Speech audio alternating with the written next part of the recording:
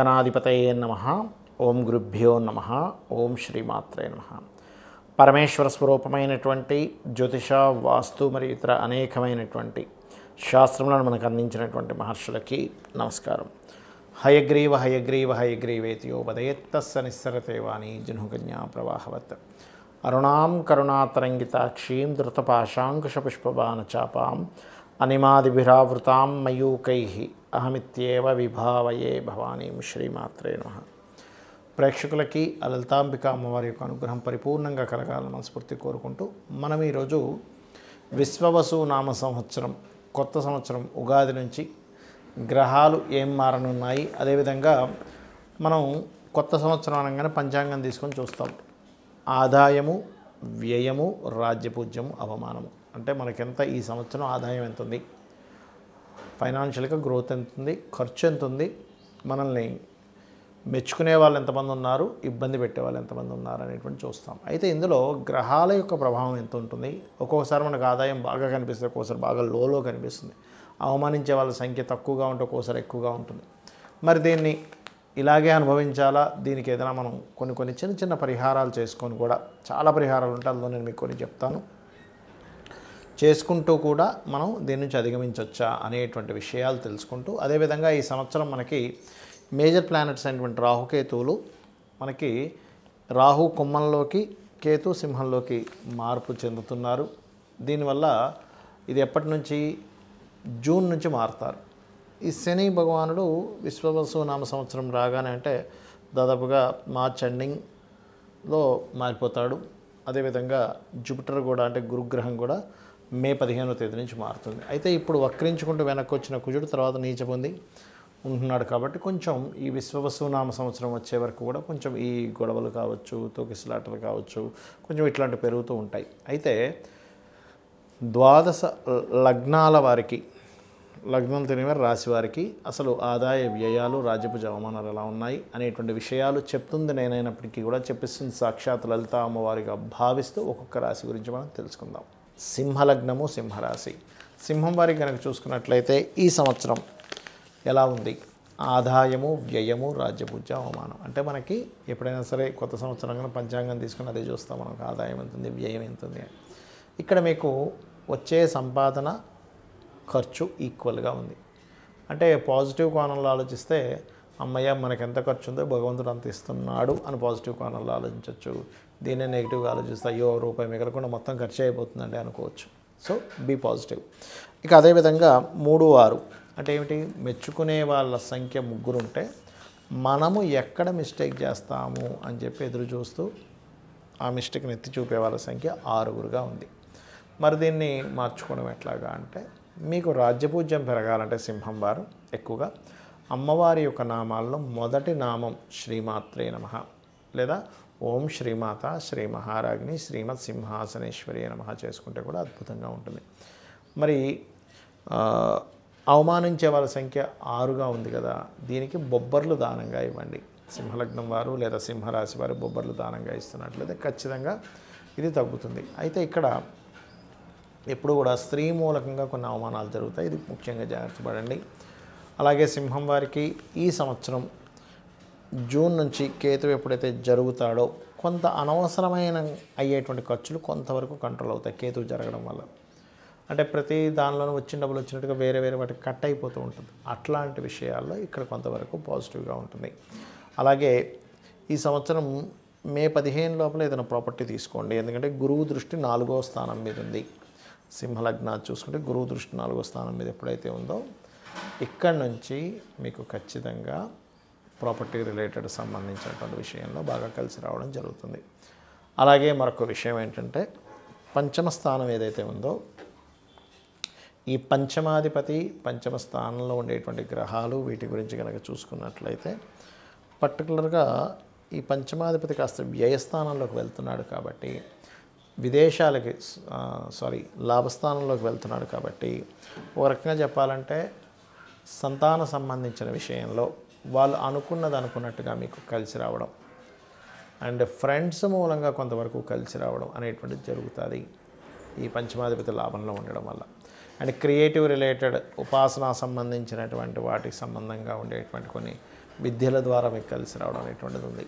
ఇక వివాహ సంబంధించిన విషయాల్లో కొద్దిగా ఆలస్యం అవ్వడం, 7వ అధిపతి 8లోకి వెళ్తున్నందుకు కొంచెం అవుతూ ఉంటుంది. సర్వసాధారణంగానే మీకు ఈ విశ్వావసునామ సంవత్సరం నుంచి అష్టమ శని ప్రారంభం అవుతుంది, గుర్తుపెట్టుకోండి. అష్టమ శని.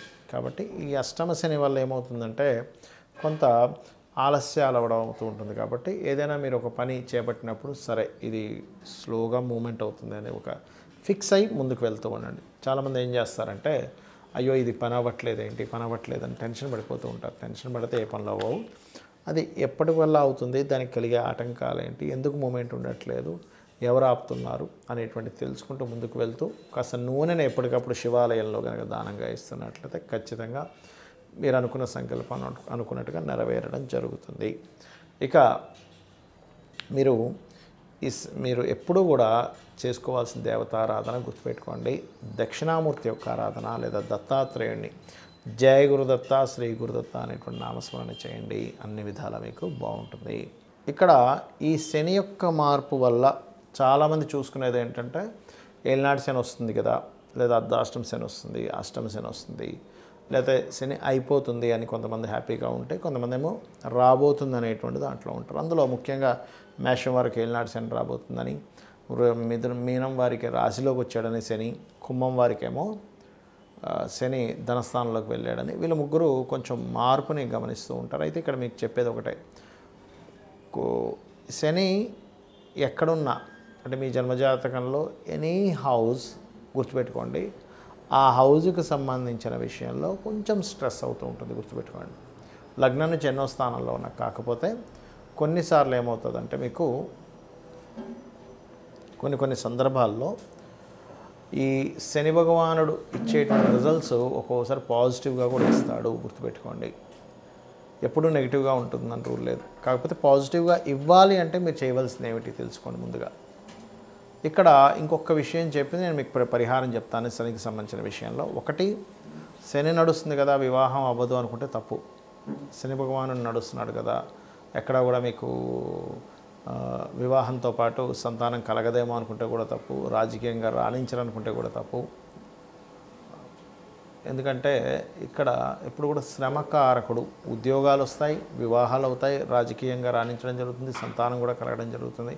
కాకపోతే ప్రతిదీ కూడా కొంచెం స్ట్రెస్ఫుల్గా వెళ్తూ ఉంటుంది, పెయిన్ఫుల్గా వెళ్తూ ఉంటుంది. ఇది కొంచెం చూసుకోవాలి, గుర్తుపెట్టుకోండి. మరొక విషయం ఏంటంటే ఇక్కడ గమనించుకున్నట్లయితే ఈ యొక్క ప్రభావం ఏదైతే ఉందో శనికి సంబంధించిన ప్రభావం పర్టికులర్గా మీరు ఎవరైతే రెగ్యులర్గా అంటే ఏలినాటి శని, అర్ధాష్టమ శని, అష్టమ శని నడిచేటువంటి వారు, లేదా శని దశ నడుస్తుంది కొంతమందికి ఆ శని దశ, శని మంచి పొజిషన్లో ఉంటే మంచి ఫలితాలు కూడా ఇస్తాడు, బ్యాడ్ పొజిషన్లో ఉంటే ఆ 19 years ఆఫ్ శని దశ ఇబ్బంది పడుతూ ఉంటారు. దీనికి పరిహారం ఏమిటి అంటే ఫస్ట్ ఆఫ్ ఆల్ మీరు నిత్యము ఉదయము సాయంత్రము దీపారాధన చేయడం ప్రారంభించండి, ఒకటి. రెండవది, వీటితో పాటు ఇందాక మనం చెప్పుకున్నటువంటి ఏలినాటి శని, అర్ధాష్టమ శని, అష్టమ శని నడుస్తున్నటువంటి వారు మధ్యాహ్నం పూట నిద్రపోకండి.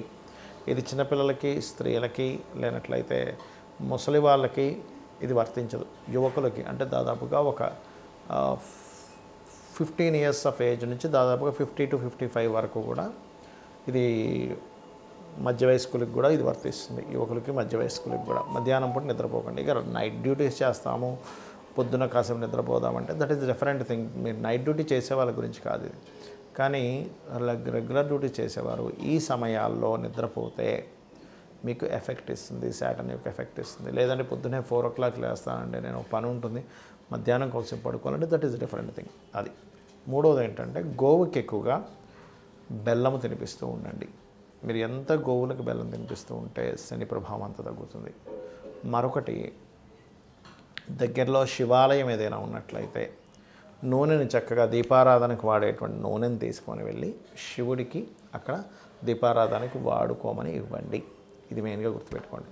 దీంతోపాటు మరి కొంతమందికి కాలసర్ప దోషం ఉంది కదండి నాకు అంటూ ఉంటారు. కానీ ఈ మధ్య నేను చూస్తున్నాను కదా చాలామందికి వాళ్ళు కాలసర్ప దోషం ఉందని నాకు చూపిస్తారు, తిరగల్సిన రోజు కాలసర్ప దోషం ఉండదు.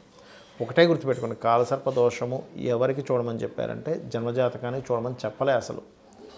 మీకు ఒకవేళ అంతగా కాలసర్ప దోషం వల్ల ఇబ్బంది పడుతున్నాను అని అనుకుంటే కాళహస్తికి వెళ్ళిరండి, ఈశ్వరానుగ్రహంతో ఆ దోషం తగ్గిపోతుంది.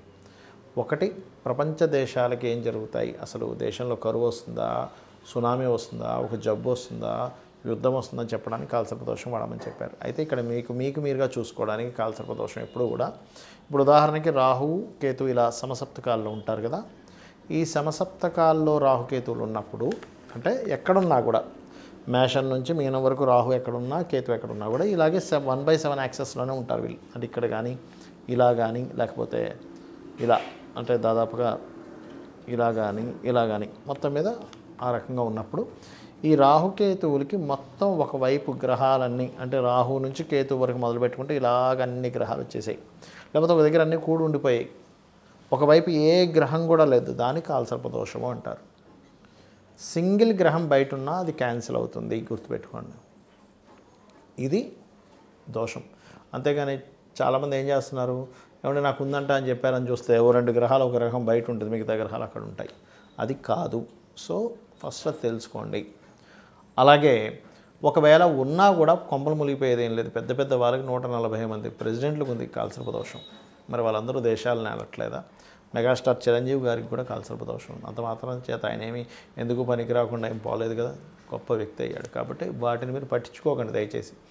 దశేం నడుస్తుంది, మీరు ఏ ప్రయత్నం చేస్తున్నారు, దానికి సంబంధించిన స్పెసిఫిక్గా అదేంటి, అదేం ప్రయత్నం చేస్తున్నారు, ఏ బిజినెస్లోకి వెళ్తున్నారు, మీరు చేసే ప్రయత్నానికి ప్లాంటరీ పొజిషన్స్ గోచారం కానీ మహాదశ లేదా అంతర్దశలు కానీ ఎంతవరకు సపోర్ట్ చేస్తున్నాయి, సపోర్ట్ చేయట్లేదు, మీకు అది యోగం ఉందా లేదా. యోగం ఉన్నప్పుడు ట్రై చేయడం వేరు, యోగం లేనప్పుడు ట్రై చేయడం వేరు. అంటే ఉదాహరణకి తిరుపతికి వెళ్తున్నాం, అసలు ఆ రూట్లో తిరుపతి ఉంటే కదా మీరు వెళ్ళి ప్రయాణం చేసినా సరే మీరు ఆ తిరుపతికి వెళ్ళేది, అసలు ఆ రూట్లో తిరుపతే లేదు, ఎంత దూరం అని ప్రయాణిస్తారు, దాన్నే యోగం అంటారు. ఆ రూట్లో తిరుపతి ఉంటే కాదండి ఇంకొంచెం దూరం వెళ్తే రీచ్ అవుతామని చెప్పుకోవచ్చు, అసలు లేదు, పరిస్థితి ఏంటి?